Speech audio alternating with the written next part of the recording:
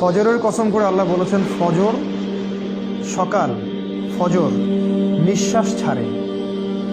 অসাধারণ একটা আয়াত, ফজর নিঃশ্বাস ছাড়ে।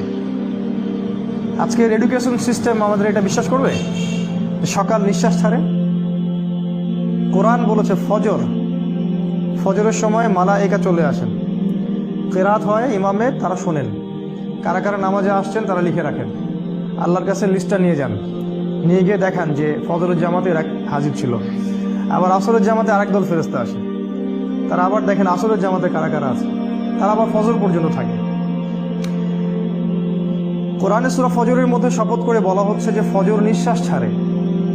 আমাদের এডুকেশন সিস্টেম কি বিশ্বাস করবে কথাটা যে ফজর নিঃশ্বাস ছাড়ে? তারা বল পাগলের প্রলাপ, কি বলে হয়তো গাল গল্প বলে। এই জন্য আমি বারবার বলি যে this education system is created by দাজ্জাল।